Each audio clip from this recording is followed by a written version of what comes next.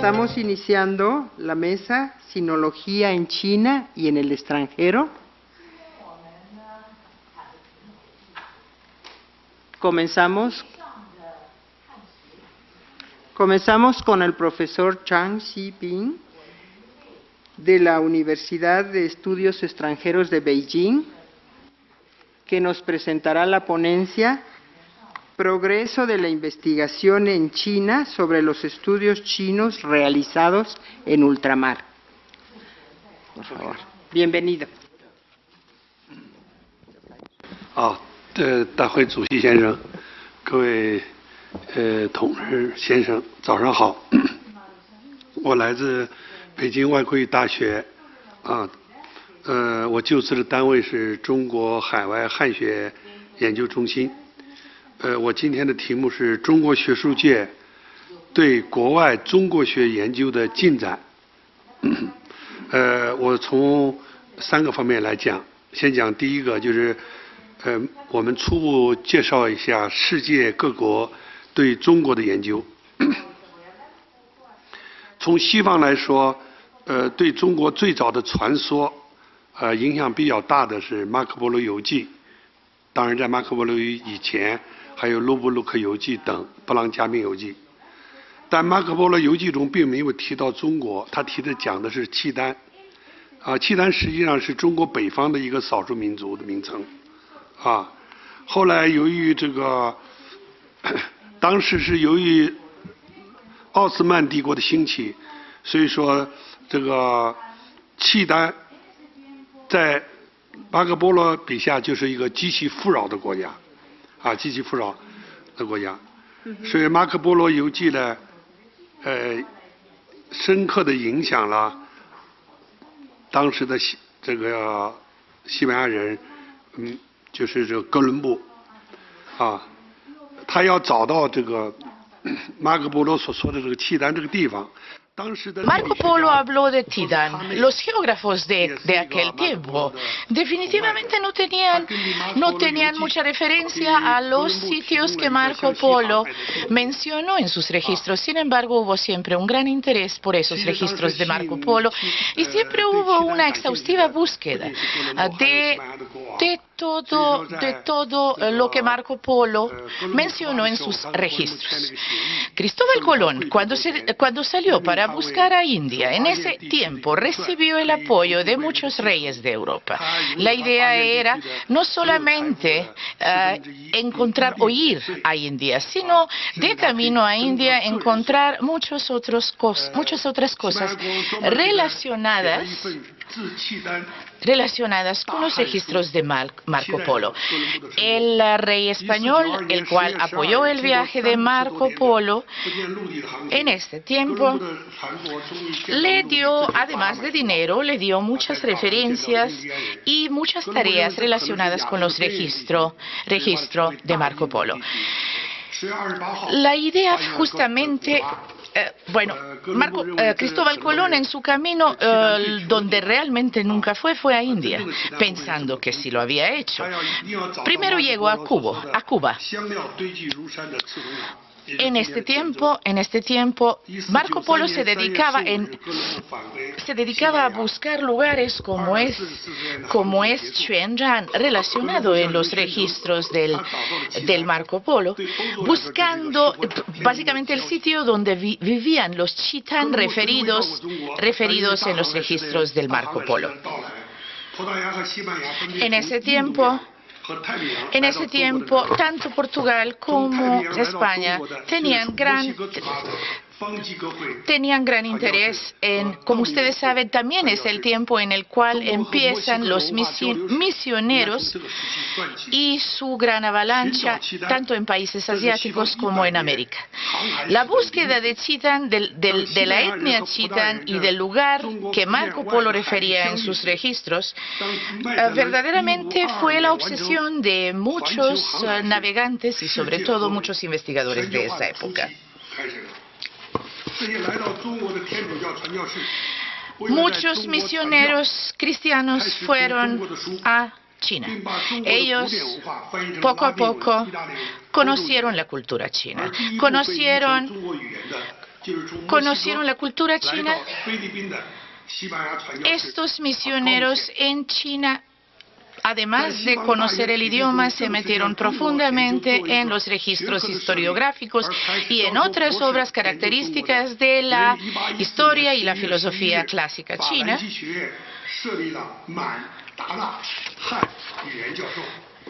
Los Reinos Unidos en este tiempo no se dieron cuenta de la deficiencia del estudio de China. Básicamente porque el Occidente simplemente no tenía un conocimiento sistemático.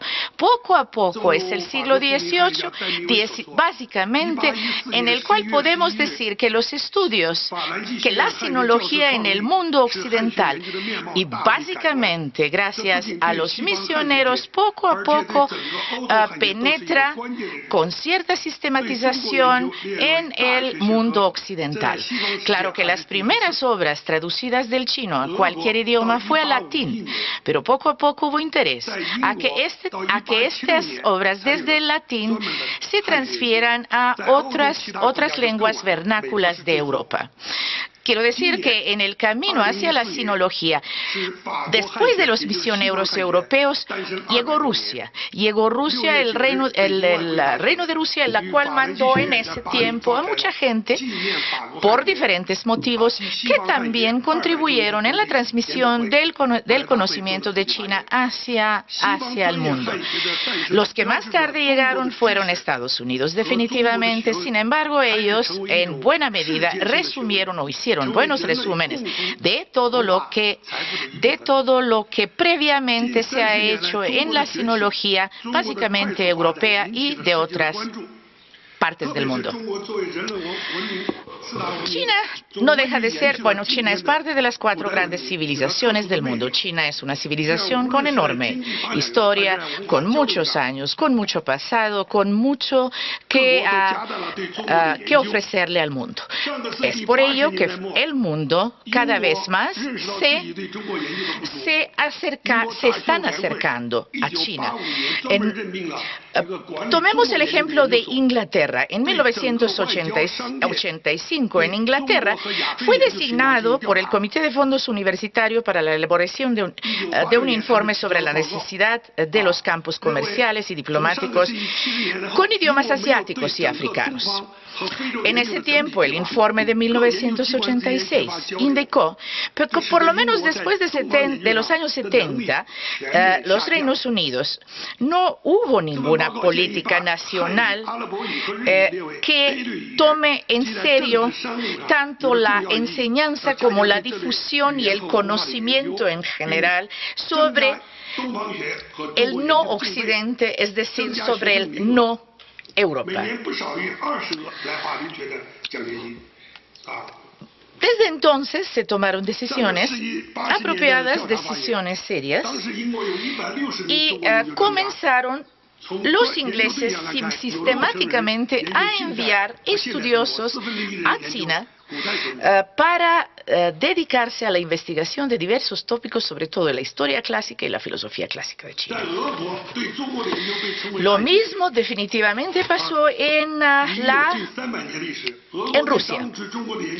Rusia tomó pasos importantes en acercarse a China. Desde un principio al estudio sobre China lo denominó sociología. En este tiempo también comenzó a enviar muchísima gente hacia China de diferentes sectores de humanidades, ciencias sociales, etcétera, etcétera, y también ciencias naturales, para ver el estado en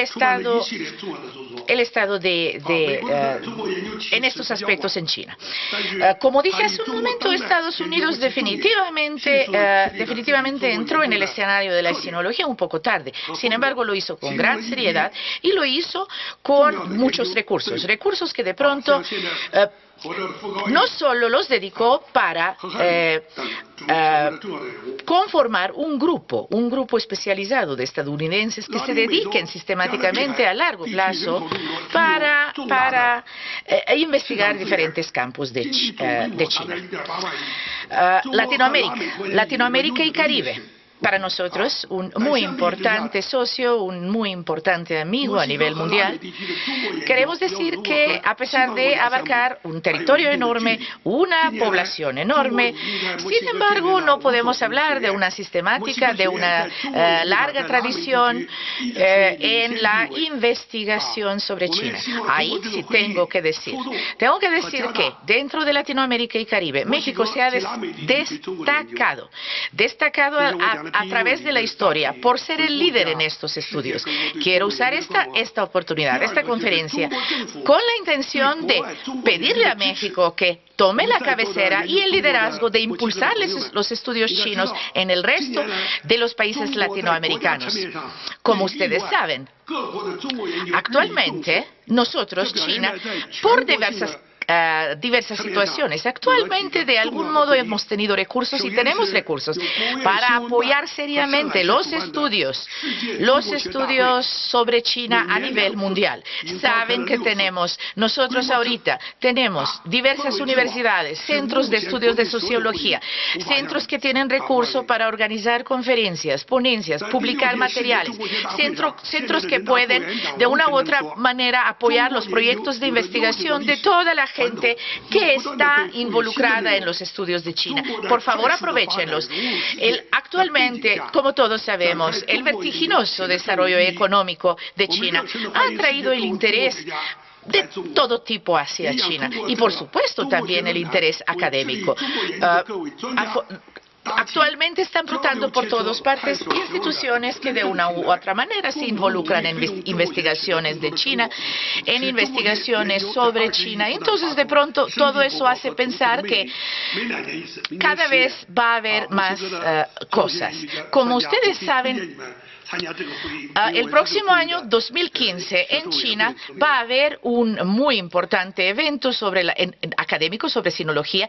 Quiero que los mexicanos participen. Voy a hacer todo lo posible para que los investigadores vayan a China a participar en las actividades al respecto.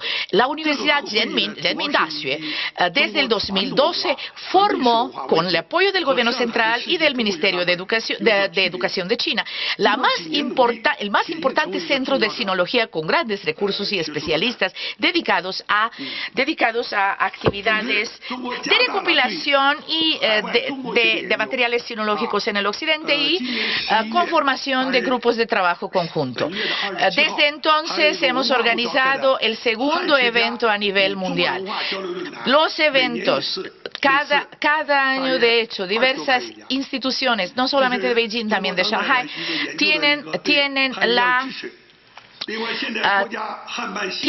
tienen fondos para organizar eventos relacionados con la sinología en el exterior. Ahorita, Hanban, es decir, aquellos que patrocinan al Instituto Confucio, ustedes saben que tienen muchos fondos para apoyar a investigadores de primer nivel del occidente que vayan a China de 3 a 6 meses en estancias de estudio con todos los gastos pagados en condiciones muy buenas. Nosotros, nuevamente quiero regresar a mi universidad, quiero decir que nosotros tenemos, yo soy el responsable de recopilar todos los éxitos de los sinólogos occidentales. Quiero decirle, me da vergüenza decir y reconocer que no conozco nada de la sinología de México, de Latinoamérica, y sí tengo interés de publicar al respecto, tengo interés ayúdenme. Yo soy, además de jefe de la cátedra de sinología, también soy jefe en redacción de la revista que se llama Sinología Internacional, la cual tiene la obligación, la cual tiene el interés de promover el estudio de la sinología a nivel mundial y conocer los resultados, establecer un diálogo cercano, establecer grupos, conformar grupos de investigación conjunta. Este es nuestro trabajo. Nosotros, pero también nuestros intelectuales, a través de estos foros, pueden conocer al occidente. Nosotros también necesitamos acercarnos a ustedes. Estamos seguros que a través del fortalecimiento de la sinología en el mundo, nosotros podemos promover el conocimiento mutuo tan necesario necesario. Gracias. Perfectamente en tiempo, profesor Chang. Ujú. Muchísimas gracias. Ahora tendremos la presentación de la doctora Marisela Connelly, investigadora del Colegio de México, que nos dará una ponencia sobre el desarrollo de los estudios chinos en México. Estoy cuidando a que llegue. Muchas gracias, doctora Rodríguez, por la presentación. Muy breve. Y bueno, el estudio sobre China en México tiene una gran tradición. Y en México se siguió mucho la tendencia que había en países europeos, en Estados Unidos. Tradicionalmente, las personas que se consideraban se les llamaba sinólogos, y al estudio de China, sinología. La sinología, en términos muy generales, comprende todo lo chino. Y dentro de la sinología, siempre ha habido un gran respeto escrupuloso, pero a la vez una familiaridad con los textos antiguos, combinado con lecturas diferentes en lenguas europeas. Ahora, el término de estudios chinos se originó primero en Estados Unidos, en aquel período después de la Segunda Guerra Mundial. Y ya en la década de 1950, el estudio de la civilización china se siguió en forma tradicional, filológica, siguiendo un poco lo que se había hecho en el siglo anterior. En la década de 1960, el cambio a estudios de área enfatizaba principalmente en el movimiento pedagógico que se estaba dando en las ciencias sociales. El término estudios de área, tomado como medio para realizar un estudio integral de áreas geográficas, en el que se incluía la lengua, el estudio de la lengua, la cultura y otros tópicos del área geográfica en cuestión. Para la década de 1980, el término estudios de área fue cambiando de significado. Los programas de enseñanza de la lengua se fueron separando de las materias referentes a aspectos culturales y sociales del área estudiada. Y ya para la década de 1990, con el crecimiento de la importancia de China, debido a todo ese desarrollo económico que se da, pues la demanda de especialistas creció. Se va a crear una atmósfera un tanto conflictiva. ¿Por qué? Debido a la dicotomía de las medidas utilitarias por un lado y por el otro al amor al estudio puro que se había dado anteriormente. Por eso es que los estudios sobre China, pues han estado a partir de aquel entonces en constante flujo. Ahora, en México tenemos dos institutos que los dos fueron muy importantes en su tiempo, que fomentaron los estudios sobre China. Uno es el Centro de Estudios de Asia y África del Colegio de México. Este centro nace en el año de 1964.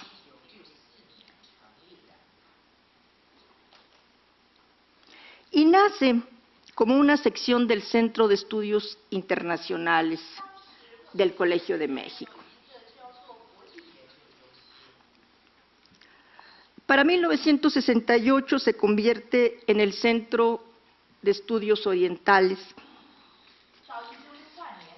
en un proyecto en el que se mezclaban el entusiasmo de sus visionarios creadores con las necesidades de entender un mundo que cambiaba rápidamente, ensanchando sus fronteras hasta lo que entonces parecían confines muy lejanos e inalcanzables, que habían sido ignorados sistemáticamente por la academia. Integrado por áreas culturales, China, Japón, India, Medio Oriente, para 1975 cambia su nombre a Centro de Estudios de Asia y África del Norte, iniciando los estudios de África subsahariana en 1982. La gran novedad del CEA fue incorporar a sus planes de estudio, además de la historia, la cultura y la sociedad de Asia y África, las lenguas de cada una de las áreas, conformando así un programa único en el mundo de habla hispana, que todavía hoy en día no ha sido superado. En el seno del CEA se formaron innumerables generaciones de especialistas que hoy ocupan espacios centrales en la difusión y el estudio de Asia y África en América Latina, así como puestos destacados en todo tipo de organizaciones públicas y privadas. Asimismo, la vasta experiencia en docencia e investigación de los cuadros que integraron el CEA en sus primeras décadas de existencia, todos ellos con prolongadas estancias de investigación en sus respectivas áreas y un dominio notable de la lengua correspondiente, posibilitaron la conformación de una comunidad académica sólida y homogénea. En el año de 1966 empezó a publicar la Revista de Estudios Orientales, que en 1974 cambió a Revista de Estudios de Asia y África. En el caso específico de China,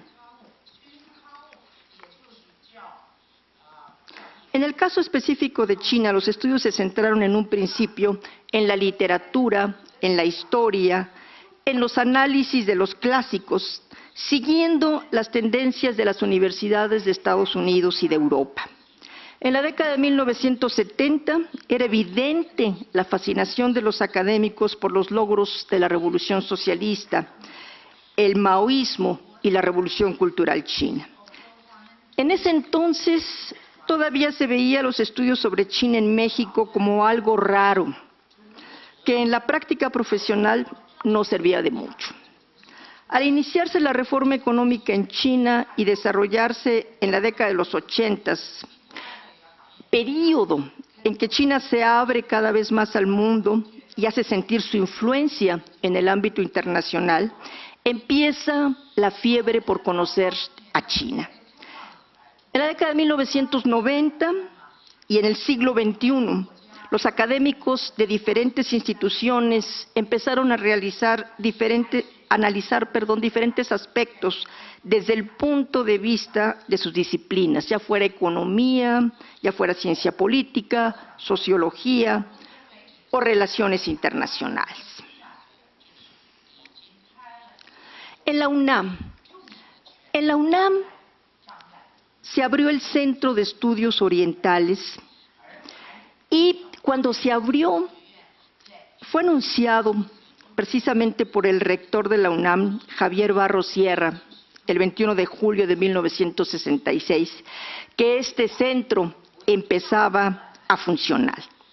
Leopoldo Sea destacó la importancia del centro como un lugar de investigación y de enseñanza sobre Asia, tratando desde un principio de desmitificarla y quitarle el adjetivo de exótico. Los objetivos de este centro eran proporcionar a los estudiantes de la UNAM una perspectiva general de Asia, además de estudiar los vínculos entre el mundo hispánico y Asia en los siglos XVI y XVII, sirviendo ello de trasfondo para comprender las relaciones entre México, América Latina y países asiáticos. En 1967 se abrió la licenciatura de Estudios Orientales. En 73 el centro cambió su nombre a Centro de Estudios Afroasiáticos. Al poco tiempo, no obstante, cerró sus puertas este centro. Pero durante su duración, el centro publicó la revista de Asia, en donde vemos artículos importantes de especialistas, y su legado también es importante porque tanto la Facultad de Filosofía y Letras como la Facultad de Ciencias Políticas y Sociales siguieron con el estudio sobre Asia y en especial sobre China de una manera profunda y rigurosa. Ahora voy a hablar un poco sobre 3 ejemplos de profesores que dedicaron su vida a los estudios sobre China. Y ellos son, primero, el profesor Lothar Naut, de origen alemán, con estudios de doctorado sobre Asia en Harvard University, director de ese centro de estudios orientales del que hablábamos antes, y profesor de la Facultad de Filosofía y Letras y de la Facultad de Ciencias Políticas de la UNAM, dedicado a la enseñanza, a la investigación sobre este tema en México desde la década de los 60. El profesor Naut logra establecer un sofisticado programa académico que enfocaba los estudios sobre China de una manera original, abierta, erudita, que dejaba a un lado los estereotipos que la marcaban como un país exótico. Por ello, el concepto oriental, no obstante que fue incluido en el nombre del centro de estudios que se formó en la UNAM, implicaba para él una distorsión de la esencia de la diversidad cultural asiática y poco entendimiento de la realidad china. Uno de los puntos más importantes del trabajo del profesor Naut es su percepción de la influencia que ejerce la óptica cultural sobre aquellos investigadores que tratan de explicar la realidad china. Para él, el confucianismo y sus enseñanzas podían ser evaluados legítimamente dentro de su contexto nacional y no por los estándares externos. Penetrar la cultura china y entender su esencia. Asimismo, destaca la importancia del análisis de la cultura china ubicándola en su contexto histórico específico. Señala textualmente: el desarrollo de la China tradicional, lejos de ser enigmático, sostiene una racionalidad propia. Y lo exótico del proceso se deriva en primer lugar de una ignorancia del trasfondo histórico. La idea derivada de los académicos europeos y americanos de una China que había permanecido estática en contraposición a lo que ellos consideraban el mundo occidental, dinámico y en constante movimiento, fue desechada por el profesor Naut. Él considera que esta percepción se generó por la importancia dada al ritual y a las formas en China, que prescribían una forma fija de respuesta a la acción para cada tipo de situación que se veía como un formalismo vacío. Lothar Naut realiza un análisis crítico y analítico de documentos historiográficos hispanos. Un mapa del siglo XVI que se consideró pionero en el mundo europeo por su descripción de regiones y pobladores de la China y su entorno. Destaca también la importancia de Juan Jacobo y Domingo Fernández de Navarrete en el desarrollo de la sinología española. Lothar Naut realizó un estudio detallado del Minxin Paoyen, escrito en caracteres chinos y traducido al castellano en el convento dominico de Manila, Filipinas.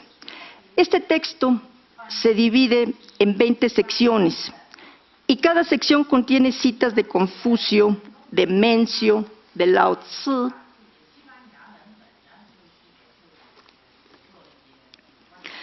de Zhuangzi.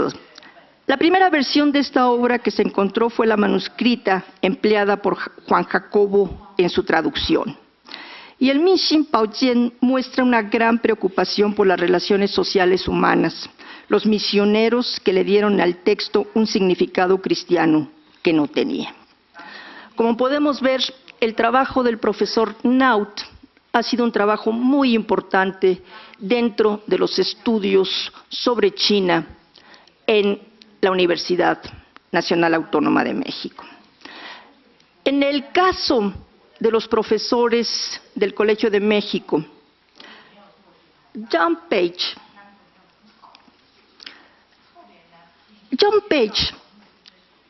estudió concienzudamente la lengua española, la historia mexicana. Conocía muy bien la lengua, conocía muy bien la sociedad mexicana, pero a la vez también conocía muy bien la lengua china, la cultura china, la literatura, y eso le sirvió mucho para poder hacer entender a un público mexicano lo que significaba el aprender de China. Él fue profesor de literatura, como decía yo antes, en el Colegio de México por más de 3 décadas, brindando a sus estudiantes un panorama de esta disciplina, pero a la vez profundizando en el análisis de las obras más representativas que no solamente le permitían al estudiante sumergirse en el mundo chino, sino entenderlo en toda su complejidad. Uno de los proyectos del profesor Page, al que se dedicó varios años, fue sobre el Zuoyuan, texto histórico del siglo VI a.C., que narra los hechos acaecidos durante el periodo conocido como de primavera y otoño de la dinastía Zhou, atribuido a Zhou Qiuming, erudito contemporáneo de Confucio. El profesor Page, junto con una experta en computación, Isabel García Hidalgo, diseñó un proyecto para crear índices que facilitaran el estudio y la traducción del texto del Zuoyuan. Por medio de la captura del texto chino, sin notas intercaladas y de la materia léxica chino-inglesa conocida como Fraser-Lohart, y el vínculo entre los dos en una base de datos, se propuso completar y actualizar dicho léxico para emplearlo como herramienta de traducción y crear índices analíticos chino, inglés, español, chino, para el texto del Zuoyuan. Este proyecto realmente ha sido muy, muy importante. ¿Por qué? Porque permite en un momento dado poder localizar los caracteres, encontrar su contexto dentro del Zuoyuan, pero además permite tener el significado tanto en inglés como el chino, y es una gran herramienta para los investigadores. De hecho, el profesor Page lo presentó en varios congresos en universidades de Estados Unidos y de Europa, y hubo realmente un gran interés por este proyecto. Y bueno, finalmente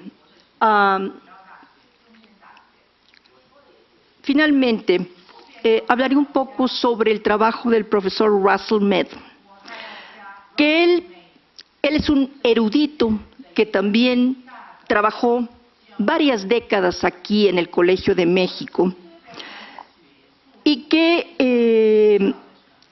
él hizo un análisis de varias de las obras más importantes de la literatura china.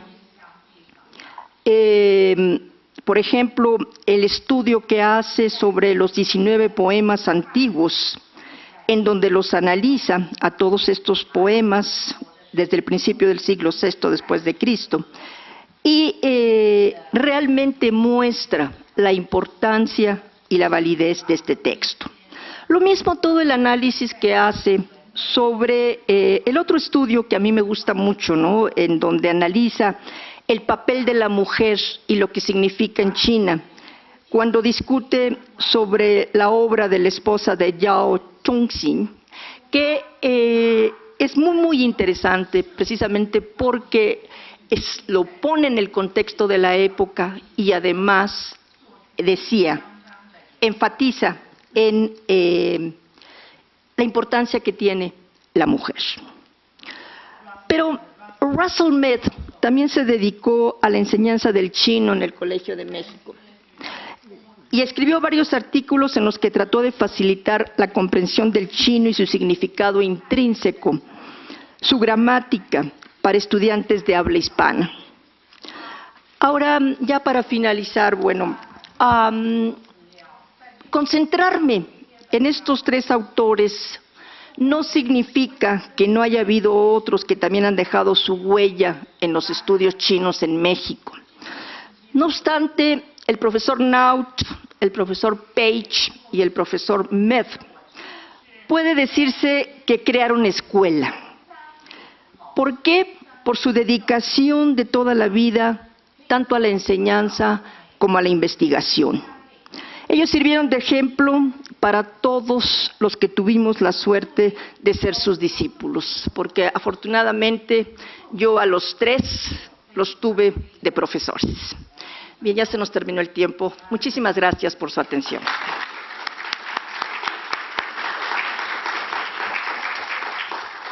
Marisela, muchísimas gracias. Igualmente a tiempo. Gracias.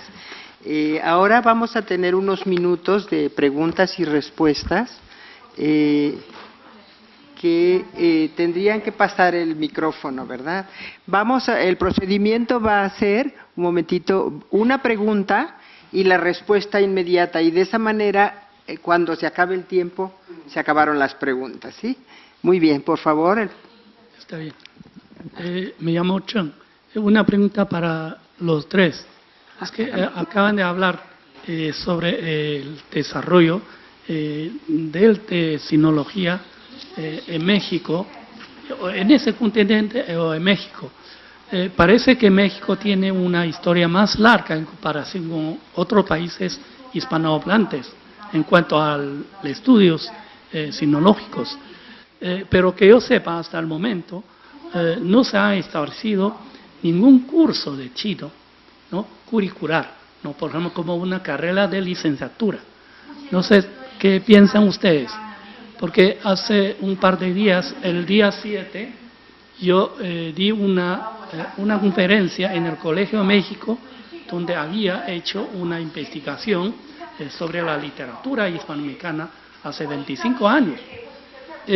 Yo explicaba cómo se ha obtenido el desarrollo de la enseñanza de español en China después de la fundación de la República. Pero me han dicho que hasta el momento no se ha establecido ningún curso, digamos, ningún grado, ¿no?, de licenciatura en todo México. Yo no sé qué piensan ustedes. ¿Usted quiere contestar? No. Creo que no, ¿no? Ese ha sido un tema que siempre hemos estado discutiendo los que nos dedicamos a esto. La necesidad de que se pudiera establecer una licenciatura que estuviera especializada nada más en estudios chinos. De hecho, perdón, como yo comentaba en mi ponencia, cuando existía el Centro de Estudios Orientales en la UNAM, había una licenciatura en Estudios Orientales dedicada específicamente a eso. Desafortunadamente después desapareció. Pero nosotros siempre hemos tenido la idea de que sí es importante que los estudiantes desde nivel licenciatura empiecen con este estudio sobre China y que lo continúen después en posgrado. En el Colegio de México nosotros tenemos un problema muy grande de espacio. El Colegio de México es un colegio chiquito. Ya ahorita ya no cabemos. Este año abrieron una licenciatura en Economía, entonces eso está presionando mucho el espacio en el colegio. Nosotros estamos interesadísimos precisamente por lo que decía antes. Es bien importante empezar a formar al estudiante en estudios chinos desde la licenciatura. Pero en el Colegio de México, bueno, tenemos muchas limitantes, ¿no? Había que ver en la UNAM si esa posibilidad se puede dar, ¿no? 我可以表一个态， Permítame expresar mi punto de vista, ya sea Colegio de México, ya sea la UNAM. En caso de que decidan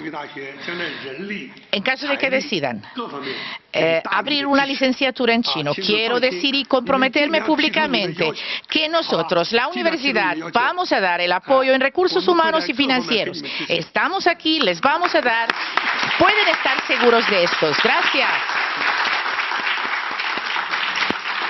Muchas gracias por sus respuestas y por el ofrecimiento del profesor Chang. Ahora una nueva pregunta. ¿Te presentas? ¿Sí? Soy Juan José Lin. Más que pregunta, quisiera hacer algunas agregaciones a la ponencia de Marisela. Bueno, primero decir que recordar favor, es vivir. ¿Sí? Breve, que somos contemporáneos, casi fundadores, ¿no? De los 60, sino de los 70. Y tu ponencia me recordó aquel ambiente UNAM, Colegio de México, donde el centro en la UNAM era Facultad de Filosofía, concentraba no solamente estudios orientales, sino también al CELE, todo en la torre, ¿no? Y la planta de profesores especialistas en Oriente, pues se traslapaban, ¿no? Muchos estaban en la UNAM y en el Colegio de México. Recordemos a Graciela de la Lama, a Tiago Sintra y a otros muchos más, ¿no? Respecto a la propuesta que hizo el profesor, yo creo que sí hay suficiente espacio en la UNAM, y sobre todo en filosofía, puesto que hay estudios de lenguas clásicas, lenguas inglesas, lenguas francesas, y yo creo que en ese marco sí se podría crear la licenciatura en lengua china, por ejemplo, para que hicieran la licenciatura, ¿no? Recordando los 70s, ese ambiente de la Facultad de Filosofía, ¿no? Y luego, otro punto nada más para terminar, me llamó la atención que empezaras el inicio de los estudios a partir de la posguerra, ¿no? En los 50s. Y me vino a la mente los pre-50, los pre-guerra, que eran prácticamente los misioneros, ¿no? Que si bien no eran expertos en sinología, al vivir en China y publicar, también son otra fuente interesante de ver a China, sobre todo en épocas anteriores, ¿no? Hace como un año me topé en el centro libros muy interesantes en las librerías de viejo, ¿no? Sí, efectivamente. Juan José, muchas gracias. Vamos a tener 2 preguntas más, usted, y ahí creo que terminamos por nuestros tiempos, ¿sí? Pero estaba primero usted. Sí, primero él, después ella. Igual, es igual. ¿Se puede presentar? ¿Podría presentarse? Yo soy José Armando Pineda Rosales, soy historiador, con estudios especializados en el área prácticamente de humanidades, y también me dedico a las medicinas alternativas. Entonces he tenido toda una experiencia ya de estudio de la acupuntura. Yo lo que sí veo que ya es posible es crear la licenciatura, la maestría y el doctorado en acupuntura y en medicina tradicional china. Yo creo que hablar, por ejemplo, de una licenciatura en la lengua china específicamente, yo más me orientaría con la maestra que fuera una licenciatura en estudios del Asia, porque la formación, el tronco, digo, el desarrollo de un historiador debe ser un enfoque universal. Los estudios de Oriente, orientales, o los estudios del Asia ya conforman, digamos, una licenciatura regional, lo cual permite que haya ya una especialización, por ejemplo, en historia de China. Ahora, hablar de la licenciatura en la lengua china en específico, podría haber condiciones para crear una licenciatura, digamos, un tanto en un principio elitista. Yo lo que veo es en sí no la importancia que tiene la lengua. La lengua efectivamente podría ganar millones de adeptos, porque si podemos crear ya una licenciatura de la medicina tradicional china, que ampliamente se practica en todo México, casi en todas las universidades, instituciones donde hay medicina, hay práctica ya de la acupuntura. Entonces, me parece a mí que más o menos en estos parámetros había que situar qué posibilidades hoy de cooperación internacional y de relaciones en materia de educación y ciencia y humanidades podría ser prominentemente posible en la relación bilateral México-China. Muchas gracias. Muchas gracias. Ahora, la última pregunta, ¿sí? Yo soy Paulina Rivero Weber, soy del Colegio de Filosofía, profesora de tiempo completo, y a mí me interesa que esto no se quede en el aire. Después de escuchar la promesa del maestro, me interesa que esto no se quede en el aire, entonces sí quisiera poner un poco en claro algunas cuestiones. Yo ya alguna vez comenté la posibilidad el deseo de algunos de nosotros de abrir una licenciatura en estudios de China.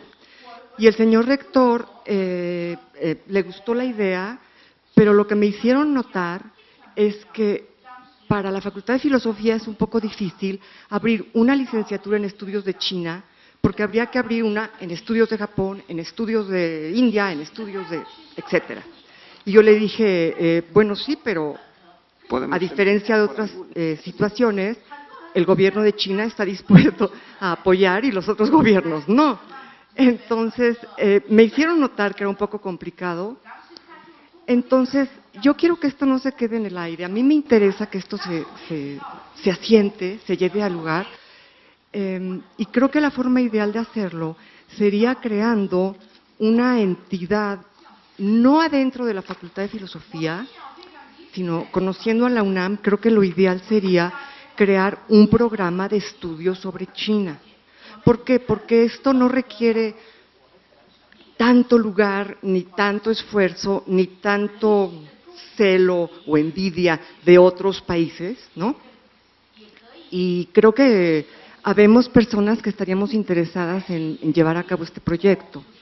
Entonces, no sé si a través de la entidad que organizó este evento o si a través de algo nuevo, pero creo que tenemos que permanecer en contacto y creo que tenemos un muy buen contacto con la maestra Liliana Arzovska, que está traduciendo de hecho esto.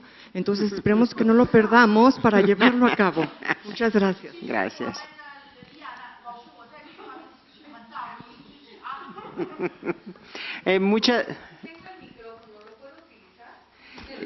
¿Podemos un minuto más, 1 minuto, 2 minutos Muchas más? gracias. Con mucho gusto.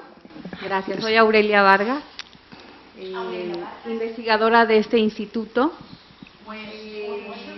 Creo que el espacio para un programa como el que está mencionando Paulina, pues está dado con la creación del Seminario de Estudios Asiáticos, ¿sí?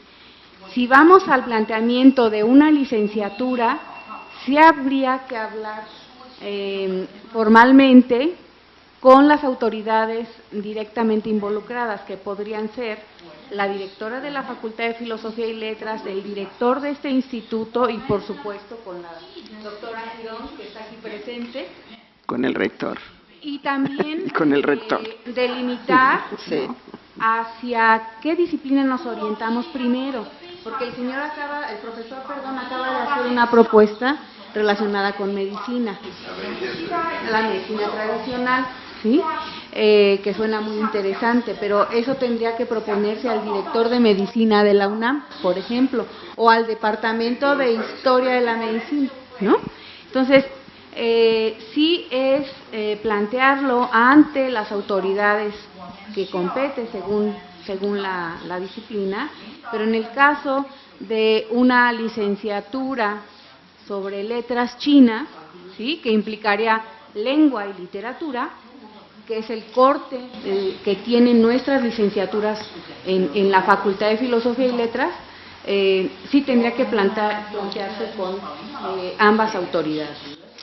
Bueno. Y trabajarse, es un proceso un poco largo porque implica toda una serie, primero armar el proyecto, saber a quién se convoca. Yo aquí en primer lugar estaría pensando obviamente en el Colegio de México, y desde la UNAM, la Facultad de Filosofía y Letras, este instituto, el CELE y el propio CEPE, que tiene una experiencia en enseñanza de lengua.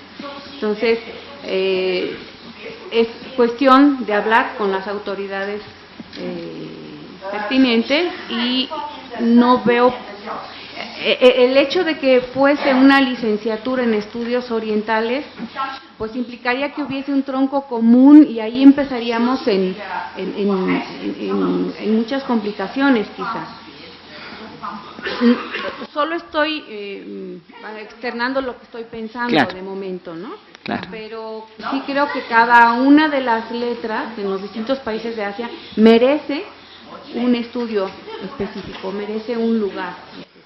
Bueno, muchísimas gracias a todos, muchísimas gracias en particular al profesor Chang Xiping, a la doctora Marisela Connelly.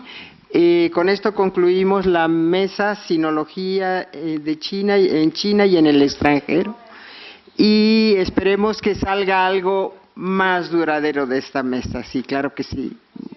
Muchas gracias a todos.